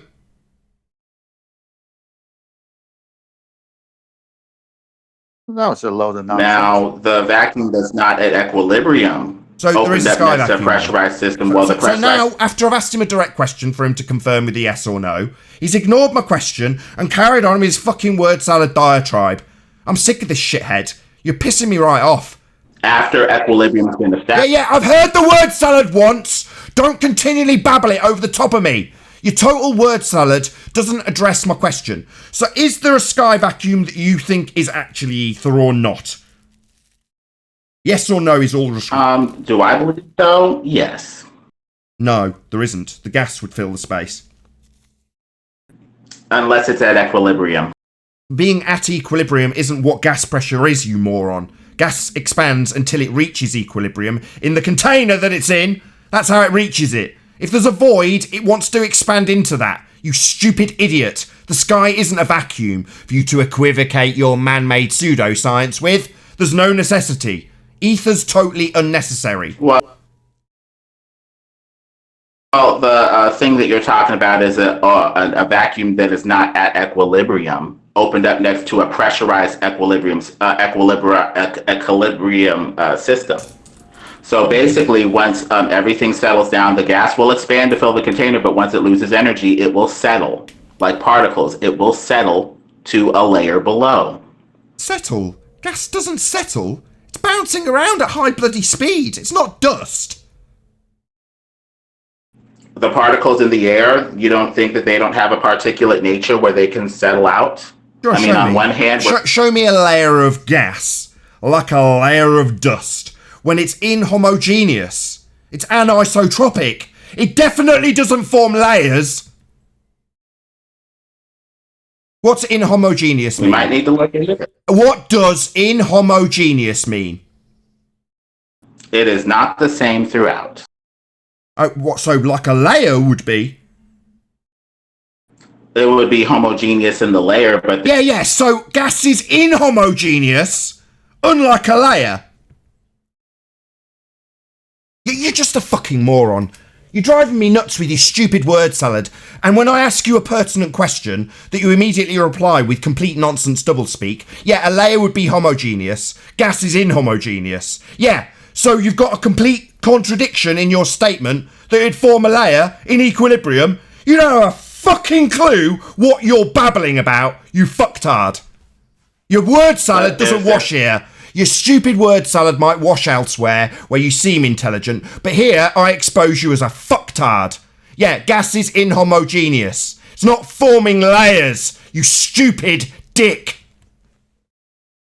also you have a difference. Also, I'm going to completely ignore that fact that you've just debunked my complete horseshit with, that when reaching equilibrium and needing an ether sky vacuum, we'd have gas that's forming layers. No, we wouldn't. You're just stupid, and your constant word salad rumpusing isn't going to change the fact that I'm pointing out just how stupid you are with your religion of ether. Well, what about your religion of... Don't ask me about my religion when you've been exposed as the pretender clown. How dare you? I haven't been exposed as a moron who's begging the question, assuming ether and trying to validate it with 100-year-old out-of-date science from the globe side, now proven to be pseudoscience. That would be your fuckwittery. And when you claim it's only possible if we have a layer of gas forming like dust in a homogeneous manner, and I point out that's not what gas does, it definitely doesn't form bloody gas layers, because that's not how gas behaves, you start asking me my questions about my beliefs. No, moron, you are being taken to task on your word salad bullshit and religion of ether. Not me, you. Nathan, what are you talking about? Mid settles to the bottom of a valley. Sorry, air settles, so it's homogeneous then. That's what air is, homogeneous. No, it's inhomogeneous as admitted by you. So you're talking about the homogeneous layering versus the inhomogeneous stuff within the homogeneous layer? We don't have homogeneous gas. It's not like fucking plywood. Anyway. Not anyway. If it's going to be a layer, it needs to be homogeneous. Like plywood. That's not what gas does, you total moron! Stable, static, it's just rumpusing the shit out of me, not listening to a fucking word I say. It's not homogeneous. Gas isn't homogeneous. It can't form layers. That's not what gas does. It's inhomogeneous. By nature. You are wrong. Somebody shows an experiment where they form... So now he's tasking me with providing him an experiment. Moron zealots. They're all the same. It doesn't matter if they're flat earthers or globe heads. If they've got a fundamentalist religious zealot belief in something, they will absolutely ignore every debunking and rumpus the living shit out of you whenever they're debunked. I don't know, dude. Yeah, you don't know. You're a moron. I'm pointing that out. You're a moron. Yeah, we know you don't know. We know you don't know, you stuttering fool. I do. I understand how gas behaves, and there's no need for a bloody ether to substitute the vacuum they lied to us about. But the layers of different pressure, like I don't. Never mind. He still has not defined what a vacuum is, and when pushed to task, he has to admit that man had to make a chamber to create the vacuum, which is not a natural phenomenon, so it's outside the scientific method. I think he agrees it's not with anything that. we observe. Why is someone talking I over agree that it's man-made. It's a man-made attempt to imitate the environment at the top of mountains and beyond, to imitate what is in nature for experimentation. Well, then who gives a shit? We don't care about your fundy pseudoscience. Well, then your little games that you play with your little experiments claiming that there's a vacuum at the top of mountains is just for fools and idiots to listen to. We don't have time for your foolishness.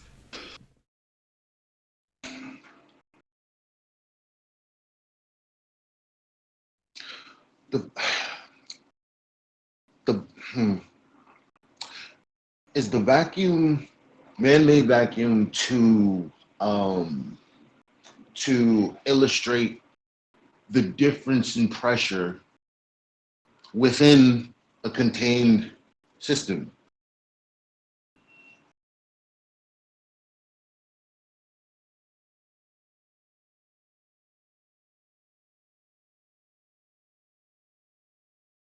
Elijah? Yeah, I was saying in this man-made vacuum, is this to illustrate that the fact that I don't know if you're saying there's a vacuum per se at the top of mountains, but there is a difference in pressure, and I guess you're trying to well, that's where it ends for me, because it's like, yeah, but then I don't know what question is appropriate after that. And it's like, if someone's going to be exploring that, and it's going to be you're going to be met with some resistance if you can't. I'm not saying you can't take us there, but I'm still stuck at, okay, you have this difference in pressure, but what does that mean at the end of this whole explanation? Well, to hear an I'll answer tell to you that. what it doesn't mean. It Go doesn't ahead. mean what Danny Faulkner said when he said that above the airplane wing, there's less pressure than below the airplane wing. So there's his definition of a vacuum, less pressure. How stupid is that to call less pressure a vacuum? This is what this guy's doing in a different way. Please explain what a vacuum is, and do we experience it in nature? Yeah, we don't. Shout out to only sheeple can't see. At Nathan Oakley, you are a stupid motherfucker. You are attacking one of your own. Also, big F you, or big fuck you, to the whole panel. You are all complicit. Shout out to all the ether believers that think that we won't take flat earthers to task on complete nonsense. And with that, I'll say a huge, massive, enormous thank you to all of you who tuned in on the Nathan Oakley 1980 premiering stream for hopefully smashing the super chat, liking, commenting, sharing, subscribing, and all that good stuff. Be sure to check out nathanoakley.com and the Flat Earth Debate Forum to keep up to date with the community debate. Stay tuned if you're watching on Nathan Oakley premiering stream, as there will be an after show to follow. I've been Nathan Oakley, and I'll see you all in the next video. Oh, what a day! What a lovely day!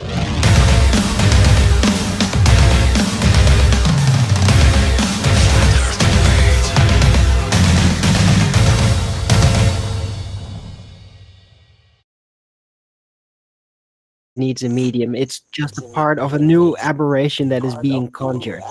It's nothing.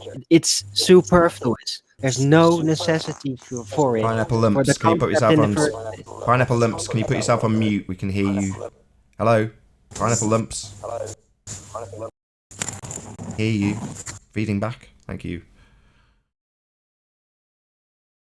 Before Arwin finishes, that last super chat you read by Only Shapil Can't See, did he just attack flat earthers? Oh, yeah, forget him. That's fair enough. He's entitled to his opinion, especially if he's giving me $5 New Zealand to do it. I don't mind that, but he's saying that the panel, which represents us, and then he attacks us after saying not to attack flat earthers, but he attacks flat earthers in the same time. I'm pretty sure that using those words, even short, is not a very Christian thing to do. And this guy praises himself for being a Christian, has on my show. So this is just, he's out of his mind as far as I'm concerned at this point. I don't know what the hell is going on with him. Oh, well, please hit the super chat. No. I think what he's saying is, you're a flat earther, therefore, how dare you attack someone else who believes the earth is flat? That's what he's saying. You're talking about Jim. What's his name again? Reese? Only sheeple can't see. Yeah. Yeah, he I know him. sucks the ballers' Or I dicks think I in do. Gem Panda's Discord. He's just looking for acceptance at this point. I'll accept you. For $5 more New Zealand. Yeah. I don't know, man. He literally, I think it was you, Sheeple, that quoted me speaking about relative density, like it was some sort of, this is what he said, like it was some type of insult. And I was like, yeah, I see you. And Why don't then this there is sheeple no cornball come in here and talk? What is he?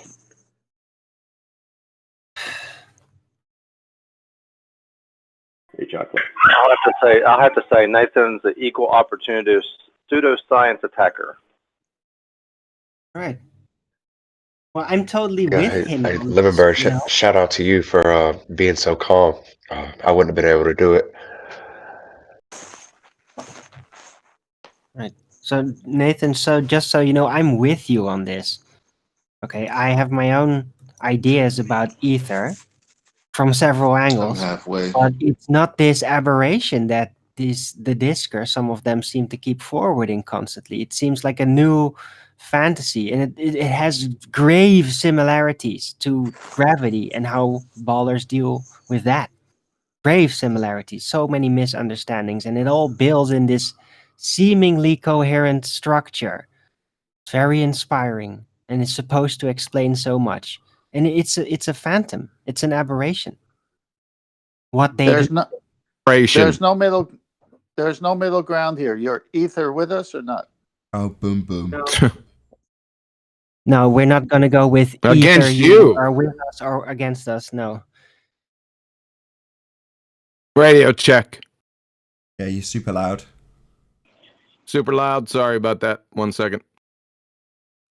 That's a Chris mic. What about the Michelson-Morley experiment? How about now? Yeah, that's better. Michelson-Morley didn't conduct an experiment. About the that was my interferometer and problem. the deviation of light in the interferometer. It was no Like I say again, they didn't conduct an experiment. That's what I said. So that doesn't mean you continue unless you can show that it's an actual experiment. So what was that if it wasn't an actual experiment? I don't know. You tell us. You brought it up. It's your fucking claim, right? So what's the laser natural tag. phenomena observed, please? Still overloading your mic a little bit. If you can back off the mic a little bit. I don't think it's gain. It's just you're too close to it. Nathan, Let me is there turn it gonna down. be a second show today?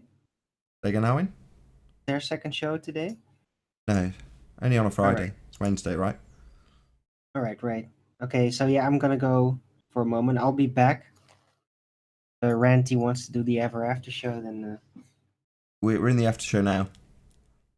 I know, but the after Look, show but after. the- the just episode. calm your bootlegging. Or you're gonna claim it all again. Just save your bootlegging Calm discussion down for that later. bootlegging. No, but it's good stuff. Anyway, yeah, I'll see you guys soon, like in an hour or so. Later. Later. Nathan's stealing my thunder here. Stealing my show. What do you mean stealing? It's my show that you're stealing. You always jump off. That leaves a show. Right. Yeah, but it's a boat. What this is the analogy, right? Oh, so not this I've show. got myself a steak. This is my steak, and I'm eating it. Right now, at the end of when I'm finished with my steak, there's sometimes some meat left on that bone, which you're welcome to. But when it comes to you coming along trying to wrestle the steak out of my fucking jaw while I'm chewing it, that's not going to be your show ever. Let's just nip this in the bud. Let's get this right. I lick the plate. Nathan, dogs will be dogs. Bloody wolves. That's what they are, not dogs. Wolves, I'll tell you. Nathan always says, "Sir, share the show." You share the show. Don't devour it while I'm making it.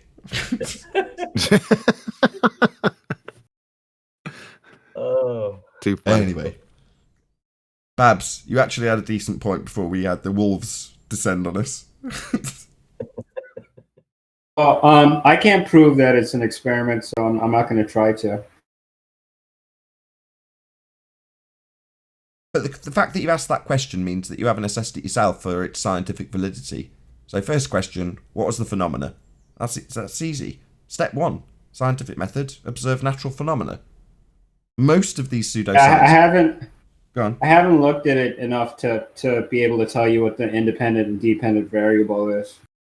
That's all you need to know if it's science or not. Is it valid? Is it empirical? Does it have IVDV? Was it confirmed upon experimentation? That's all you need. Well, it's claimed to be a scientific experiment. Babs, Okay. have you looked at it at all for it to be a natural phenomenon before you say I haven't looked into it far enough? But you can normally work I it have out. not. IVDV is just cause and effect. So, with a vague knowledge of I bet I could probably find out what they claim the DV is, the dependent variable, i.e., the phenomena. So, what are they showing in this experiment, in quotes? What's the effect that they're looking at, and what's causing the effect will be the next question.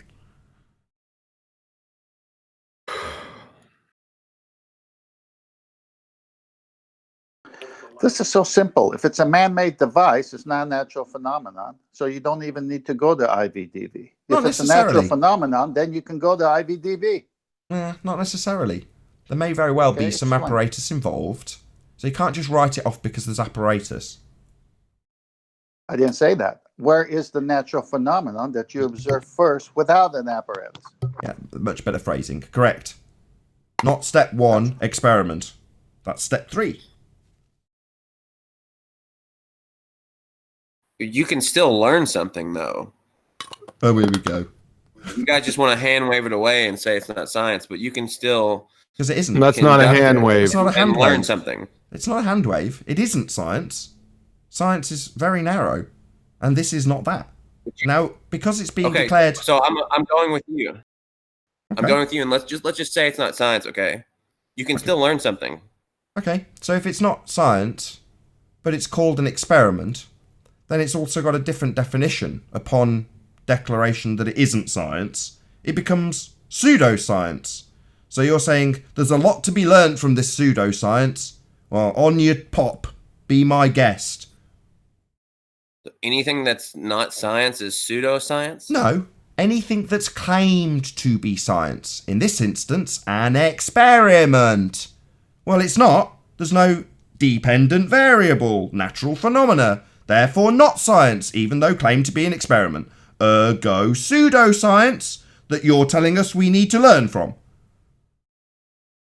Yeah, I don't agree with your definition. You're I don't give a shit what you believe with. If it's claimed to be science, and it isn't, it's pseudoscience. That's a fact. You don't have to like it. Let's throw out the terms and just look at what really No, happened. fuck you. We won't throw out terms just because your pseudoscience experiment's invalid. No, my words have meaning, and they're going to be keeping that same meaning. We're not going to throw them out because you lose. Sorry. Yeah, you don't want to learn from it. What, from the pseudoscience? No, I don't. You're absolutely correct. Especially when it's being asserted to have some sort of empiricism by way of the word experiment, when it isn't. From the Michelson-Morley setup, you don't want to learn anything. You just want to hand wave it away. Sorry, You just still have Googled. to explain- Sorry. You still have to explain what happens and why it happens. I'm confused. Just need clarity. Hold on. Just Googled Michelson-Morley setup, and what I got back was, do you mean Michelson-Morley experiment? What's going on there then? Yeah, you're trying to hand wave it away with terms. No, I'm not fucking hand-waving it, you stupid shithead. I'm saying it's not an experiment, it doesn't have a dependent variable. That is a fact. Not a hand wave, a fact. A debunking of the claim that it's an experiment. And upon such debunking, and proof that it isn't an experiment, because it doesn't have step 1 in the method, it becomes, ipso facto, pseudoscience. That's a fact. You don't have to like it, you don't have to agree with it, and I do not care. I said you're trying to hand wave it away. You can still learn something. Third fucking time. It's not a hand wave, it's a debunking. Claim to be an experiment, not an experiment, doesn't have a dependent variable, therefore not an experiment. So, not an experiment, not science, therefore pseudoscience. Not a hand wave, a concise, getting more concise with every second, debunking! You want like 100 sources that say it's a scientific experiment? It's an experiment if it's got a dependent variable, a natural phenomena that you're trying to figure out the cause of. Does it have that? Maybe if I ask 50,000 men if they think it's an experiment, that'll make it one. Maybe that's better. Experts. Experts, that's what we need. We need some men to tell us that I'm wrong, that by definition it's not pseudoscience. Why? Well, because they're experts, and they say so. No, we don't need that, thank you. I know it's not an experiment. I don't need an experiment expert to tell me that, because I know what an experiment is. I don't need any help, thanks. Take your white tag and fuck off. So we can learn from the setup? No, we can't. It's This isn't pseudoscience, you dipshit. We can't learn from it. Appeal to authority fallacy. Why don't you go with the actual meaning? What Appeal is to the authority dependent fallacy variable? is only valid if the authority isn't actually an authority. So show us the dependent variable first. That's a fallacy. It's Show not. us the DV. I was just pissing with this. It's not a fallacy. I was just trying to say you can learn something from it. I was saying let's throw out terms and just look at I've it learned a for lot what it from is. your argument. Realize That's it's for an sure. apparatus, and you can learn something from the setup. What can we learn? Whatever Lemon was trying to prove. Yeah. I'm just trying to kind of. I'm not really. That's just my point here. Is you're trying to hand wave it away and say we can't learn anything from that What by can we waving learn? away, saying it's. What can we learn? What can we You learn? can still learn from it. What can we learn? What is it that we're learning? Lemon was trying to answer you and you muted himself. Whatever Lemon's point was. I muted him. Sorry, who was that? Someone commenting on my production? Yeah. All right. You know what you can do? You can make your own show. Yeah. We don't need to hear any more from Lemon Bird. You friggin' clown. Who was that? Kind of like Kosho. Yeah, it sounded like a dumbass Kosho. No. What's the argument. dependent variable, Kosho? Appeal to format fallacy. So his opener was a fallacy. So rather than addressing our Yeah. argument, he's appealed to the format. That's a fallacy. Yeah. Mate. Kosho, you used a fallacy. You going to address that? Maybe apologise for wasting our time with a logical fallacy? No? Didn't think so. You used a fallacy. You came here and criticised me in my production. Now I'm criticising you for your fallacious argument that you've used. You haven't addressed the argument on the table. You've addressed the format of my show. That's called an appeal to format fallacy that you are guilty of, Kosho. Any response to that, you fuckwit? That's a Good. fallacy again, Dave. No, excuse me. I wasn't talking to you. Don't need to white knight for this stupid fuckwit. Thank you. I'm sure Kosho can respond of his own volition. He interrupted well enough. Do you have a response to me pointing out your fallacious reasoning here? You haven't addressed our argument. You've responded with an appeal to format. A fallacy, mate.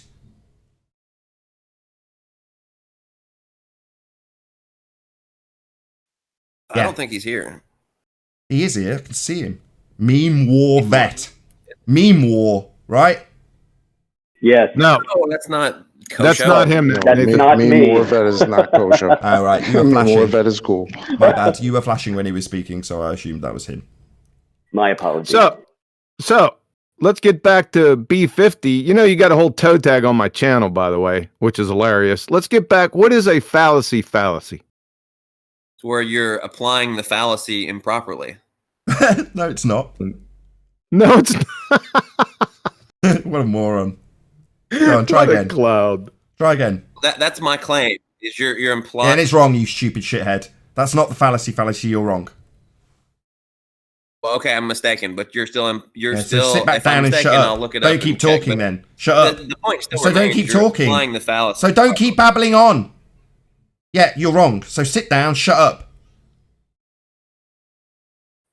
No thanks. All right, you think having been wrong demonstrated to be ignorance that you should be the one on the mic? All right. Well, that's how dumb people behave, I suppose.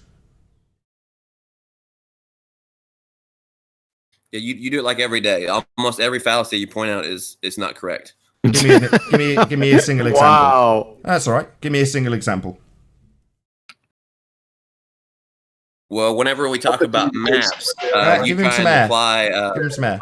I forget what the specific fallacy is, but you say, "Well, we don't live on the map." You probably I Do don't we know live the on a specific map? name, but whenever you say, "I Unorthodox? know," oh my goodness. It's all right. First, he's got to give what? my example. Then he's got to explain the fallacy that I'm claiming and why that fallacy is wrong. So it's not going to be a 10-second explanation from him. He's got to first detail what fallacy I claimed, then how the fallacy is wrong. Yeah, I don't know the proper terms, but whenever we talk about maps, you state a fallacy and say, "Well, we don't live on the map." And what is that fallacy? And how is that fallacy incorrect? I don't know the specific name of it, Nathan. I don't have a list that I don't. So all the fallacies I use are wrong, But the example you're giving, you don't know even the name of the fallacy you're claiming is wrong or how it's wrong.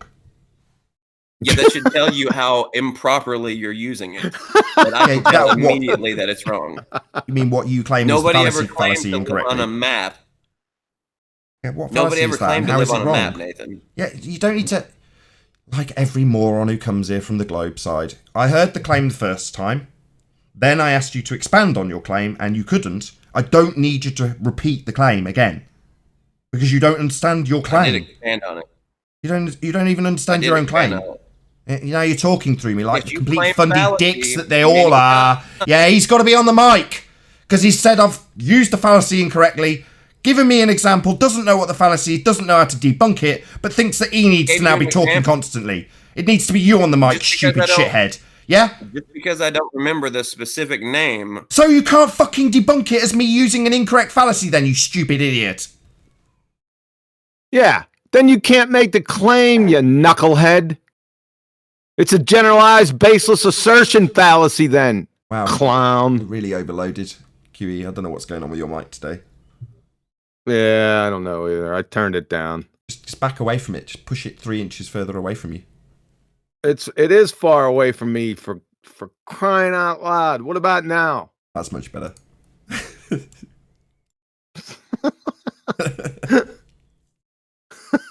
Maybe you can put it in a vacuum. Can I get this straight? Can I get this straight real quick? So 50 is trying to charge you with misusing fallacies, but he doesn't even know the name of the fallacy you're misusing? Correct. Generalized basis assertion.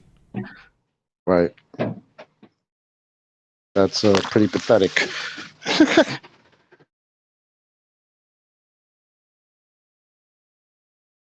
I just heard it from some other videographer that says, Nathan uses fallacies all the time.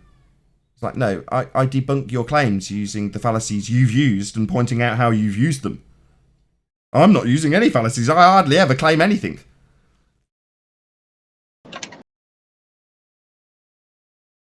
It's just like Ecolo Busters.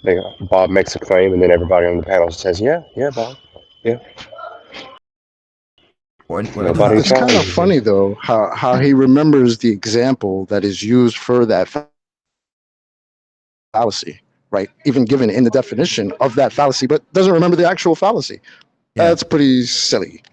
yeah, that's right. If you actually go to, I think it's the Wikipedia entry for. I don't want to tell him what the fallacy is called. I don't want to tell him what the fallacy is called. But it actually says in that as a quote. Yeah, that's why I didn't say the word. I'm not saying it. Well, the quote underneath the name of the fallacy, the quote that gives the example is, "The map is not the terrain." That's the actual words that's there in Wiki. Even more precise, the map is not the territory. Yeah, that's it. That's the one. Sorry, my bad. Yep, the map is not the territory. Oh, all good. Can I say something about the expert for a second? You know, I was thinking about what he said. The Black Swan would apply to that as well. So if you have 10 experts saying this is the definition, if I find an expert that disagrees with them, who do I go with? That's not a Black Swan. Oh, I know, but I mean, could that one per person be correct and all the other things be wrong? Yeah, he could be. Yeah. So the appeal to an expert is not necessarily true. You use them to bolster your position, but you don't use them as a basis of your position, right? Well, they have to demonstrate their position, not only just say it. That's what I mean. They got to prove their position. That's what I mean. Yeah. Yeah. Got moaned at with the super chat, QE. Did you see that? Yeah, your comments, they crack me up, man. QE share my pain. Man, there's a lot of people that like the ether, clearly. Yep, I declared it the year of the ether of a love. Yeah, What's that's that Robin Trower, man. It's old school. Does she actually sing about the ether? Say again? Does she actually sing about the ether? Yeah, I used a little artistic license in there, but yeah, because this is year of the ether. Because the ball's dead. Black I Swan get your killed drift. that dead. Go on, 10th. I said I get his drift. Boom, boom. I get his drift. Isn't ether? Isn't there also like a chemical called ether that's like chloroform? Starting fluid.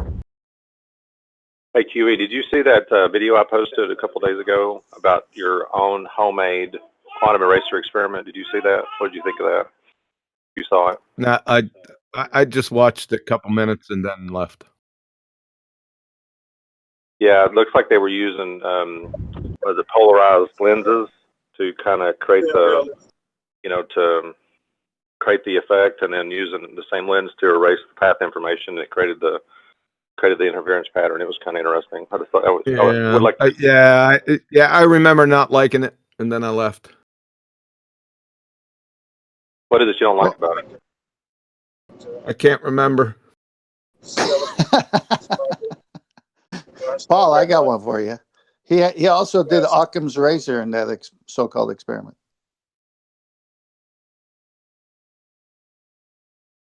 Say that again. He also utilized Occam's razor in that test.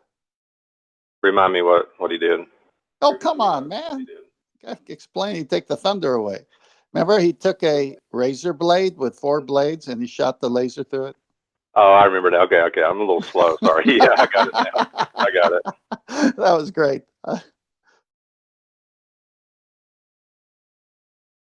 Those were the slits. So back to the Black Swan. Any rebuttals? No. Can you? I've just put it on screen. Any chance you can read out your modus tollens, please?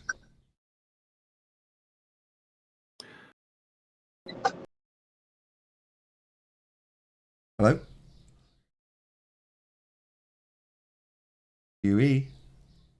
Oh, you talking to me, sir? I didn't hear you. Sorry. Say again. Oh, God. Sam's me, Marcus. Chill him. Domino's Pizza. Go ahead, Nathan. Hello? Go ahead, Nathan. I didn't hear you. Hold on. I want to see what James Myers' conversation is. About that. That's okay. I said I've put your modus tollens on screen. Any chance you can just read it out? Sure. If P then Q, not Q, therefore not P. Oh, my God. Goodness, I'm getting. Who's got the background noise? James. Hello. James. Please, can you put yourself on mute? Trying to. Okay. Just give me a second, QE. Hey, is that James? Yeah, it's me, QE. Hold on. I'm trying to. I'm getting out of there.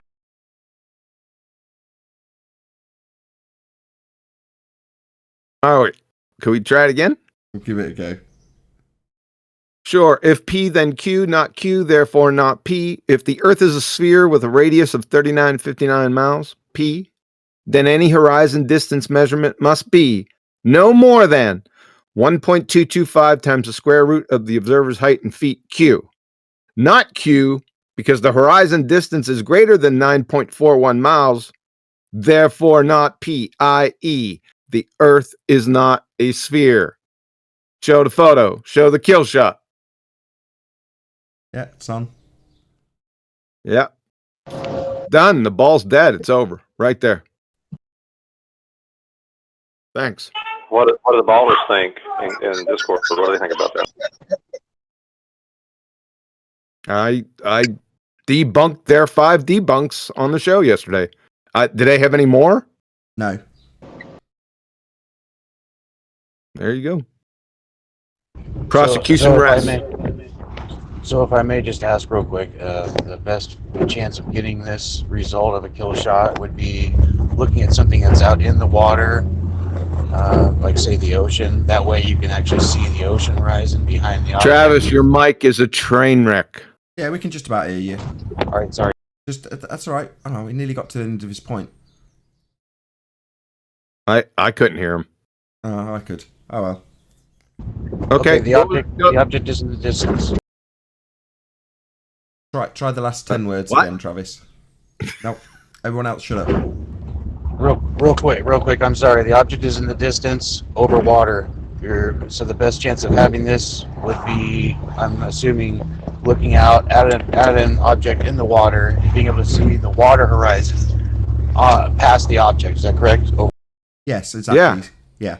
So those of us that have been going out and trying to just find a distant, I don't know, island, and then focusing on that on the horizon, this is totally different. So you've got, obviously it says it on screen, so you've got platform habitat and platform hill house that are at much closer distances than the actual horizon in this image. Now the geometric horizon should be at 1.3 miles, in other words, in front of these two platforms, and it's not. So having something between you and the horizon is something that's a really quick and effective way of killing the globe, because there's no mathematical rebuttal to this. You can't just loom the horizon above the horizon. Thank you very much. With my P1000, it's imperative that I understand this. Yeah, that's something we should communicate. I had thought about that, but I just thought it was too soon to potentially be going out and saying to people who have got a P900 or a P1000 or whatever, and say, look, this is a globe killer. You'll just end up arguing about how much they've bent it back from beyond the horizon if you're looking at an object on the horizon. So what you need to look for is this sort of circumstance where you've got something between you and the horizon at a given distance, and it will break the curve calculator immediately. Oh, in a crayon muncher.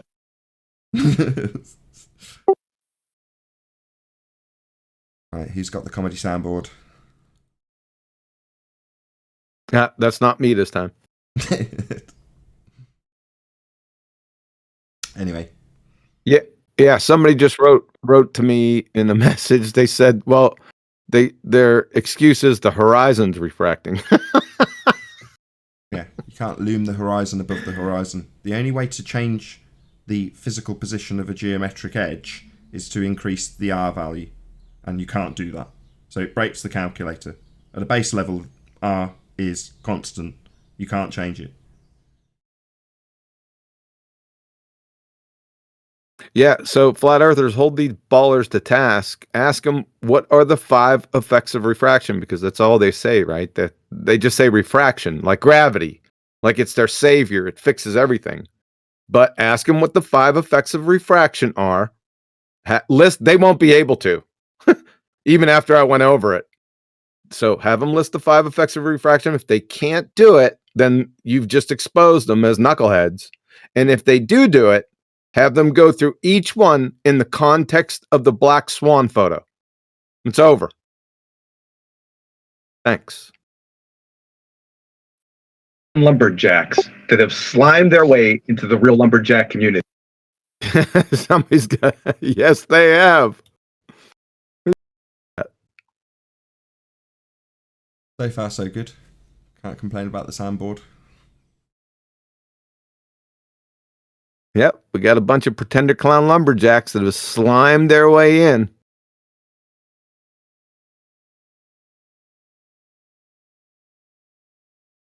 Oh, the gentleman that sent the debunk is that the horizon is refracting said that the ballers refuse to acknowledge it. That's a good one. Yeah, well, that's proof 1. They said the horizon isn't there. You can't see the horizon.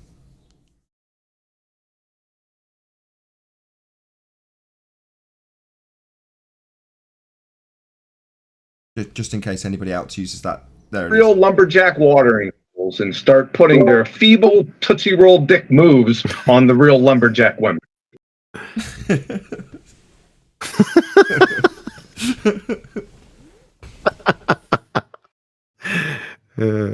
I need to get that soundtrack. What the heck? It'll probably be published somewhere. QE soundboard. Sounded more like the QE chopping block. Boy, everyone's gone quiet. Yeah, isn't it nice? Right? It's great, isn't it? Yep, it is.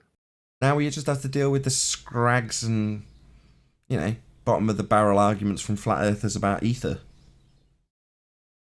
That's why I said it was the year of the ether. Not biting on your bullshit. And yes, it is the year of the ether. Always been the year of the ether. There's an on to save the day of the ether. So much for the quiet time. Yeah, well, you're baiting me, clearly. I didn't even know you were here. Your picture's covered by a stream of Master B photographs. So, welcome. Good to have you, Anon. It's an absolute pleasure as always. Let's try and keep it civil. Did he figure out how they figure out wavelength yet? Oh, damn it! I was going to ask that.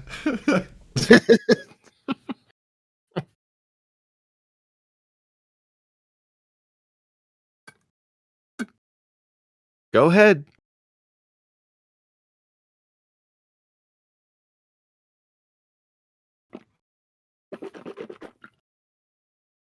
Anon. Got a tumbleweed Essay. Got a tumbleweed sound effect on that soundboard, mate. What? You just want to ass whooping or what? Yeah, how do they derive wavelength?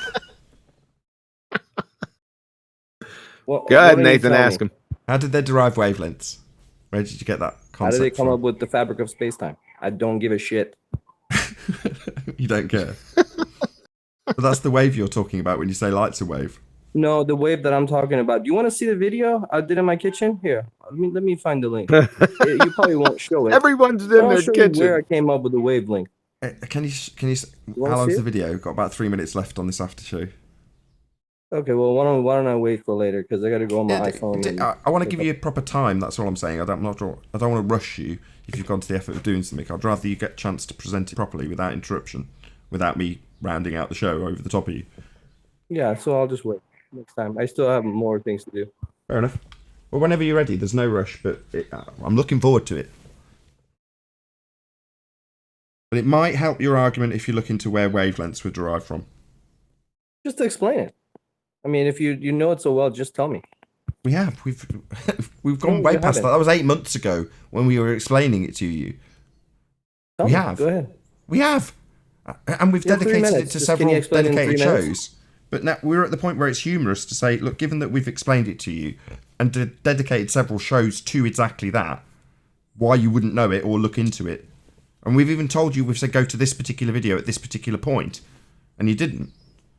Just tell me. It's not that hard. Just tell me. But it's your point. I mean, You're saying light's a wave. Wild goose chase. You're Just saying tell light's me. a wave and it needs to propagate through a medium, ether. So that's your argument. I'm not going to give you where they derived it from. Number one, it debunks your bloody argument, which hopefully you'll recognise if you looked into it, but you refuse to. Yeah, because it's nonsense. I haven't looked into I it. don't care about the collapsing of. Yeah, wave ignorance is bliss. What I'm telling you is, I see a wave. I see an interference pattern that can only be caused by waves interfering with each other constructively and deconstructively on my wall. There's no photons. Photons is made by the same people that gave you relativity, same people that gave you. No, they're not. That's bullshit. We're not listening to your bullshit. That's bullshit. I'm not talking to you. Relativity, Einstein, and quantum mechanics are incompatible with each other, you clown. Your ether lover, Einstein, though. We can talk about him. Huh? The Let's other talk side about is the ether one's lover, head, one's Einstein. head, one's tail. Let's talk about that. Get that through your Your head. bedfellows Maybe with one day. Einstein, because he's an ether lover too, right? No, he's not. You forgot No, about he's not. He actually abolished ether. He got Did rid of no, it. he didn't. How No, he stupid are didn't. you? Do I need to go over Yes, he that did. citation again? Yes, he. Go on, let's see. I can do that again. No, Go on then. I don't have a problem with it. You gonna stay live for a couple minutes, Nathan? Just so you get this quote in, yeah. Hold on.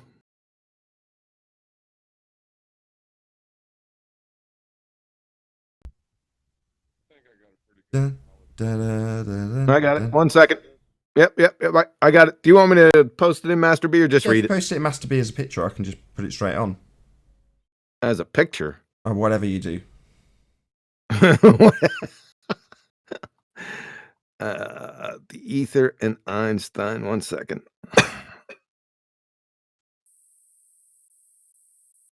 Let me know when you're ready. Let me get to Master B. Sorry. A little slow.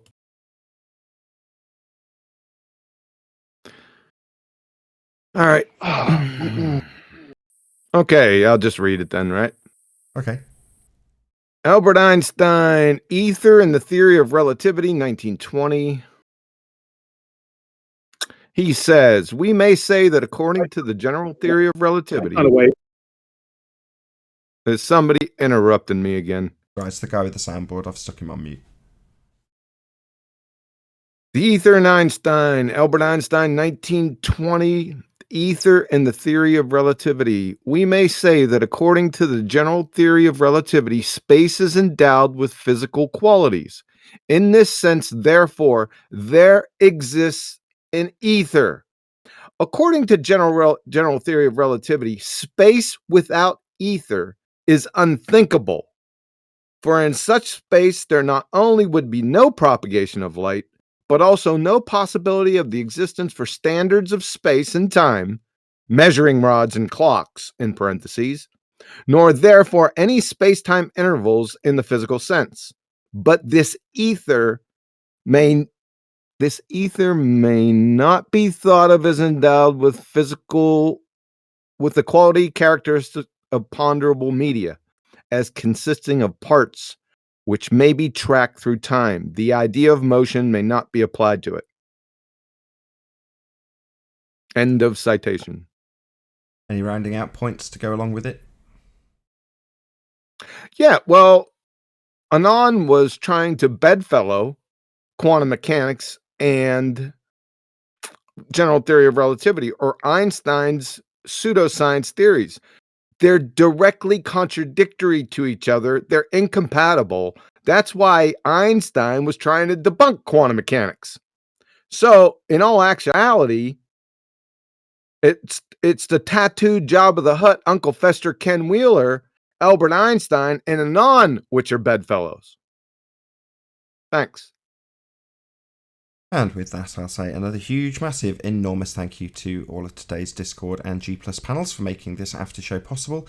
And of course, a massive thank you to all of you in the Nathan Oakley premiering stream for liking, commenting, sharing, subscribing, and hopefully smashing the super chat.